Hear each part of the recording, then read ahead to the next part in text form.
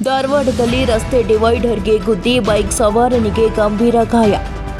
ಚಾಲಕನ ನಿಯಂತ್ರಣ ತಪ್ಪಿ ಬೈಕ್ ಒಂದು ರಸ್ತೆ ಡಿವೈಡರ್ಗೆ ಡಿಕ್ಕಿಯಾದ ಪರಿಣಾಮ ಬೈಕ್ ಸವಾರ ಗಂಭೀರವಾಗಿ ಗಾಯಗೊಂಡ ಘಟನೆ ಧಾರವಾಡ ಹುಬ್ಬಳ್ಳಿಯ ರಸ್ತೆಯ ನವಲೂರು ಬಳಿಯ ಓಝೋನ್ ಹೋಟೆಲ್ ಬಳಿ ನಡೆದಿದೆ. ಧಾರವಾಡ ಹೊಸ ಬಸ್ ನಿಲ್ದಾಣ ಬಳಿಯ ಕುಮಾರೇಶ್ವರ ನಗರದ ಮಂಜುನಾಥ ಬೇವೂರ ಎಂಬ ಯುವಕ ಗಂಭೀರವಾಗಿ ಗಾಯಗೊಂಡ ಯುವಕನಾಗಿದ್ದಾನೆ. ಇನ್ನು ಬೈಕ್ ಸವಾರ ತನ್ನ ಯಮಹಾ ದ್ವಿಚಕ್ರ ವಾಹನದಲ್ಲಿ ಧಾರವಾಡದಿಂದ ಹುಬ್ಬಳ್ಳಿಯ ಕಡೆ ತೆರಳುತ್ತಿದ್ದ ವೇಳೆ ಈ ದುರ್ಘಟನೆ ಸಂಭವಿಸಿದೆ. ಅಪಘಾತವಾಗುತ್ತಿದ್ದಂತೆ ಸ್ಥಳೀಯ ವಾಹನ ಸವಾರರು ತೀವ್ರವಾಗಿ ಗಾಯಗೊಂಡ ಬೈಕ್ ಸವಾರ ರಕ್ಷಣೆಗೆ ಮುಂದಾಗಿ ಆಂಬ್ಯುಲೆನ್ಸ್ ಕರೆ ಮಾಡಿದ್ದಾರೆ. ಗಂಭೀರವಾಗಿ ಗಾಯಗೊಂಡ ಯುವಕನನ್ನು ಖಾಸಗಿ ಆಸ್ಪತ್ರೆಗೆ ರವಾನಿಸಲಾಗಿದೆ.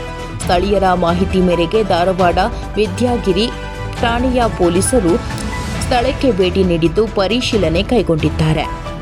ವರದಿ ಸಂತೋಷ ಮೇದಾರ, NKS TV4 ಧಾರವಾಡ.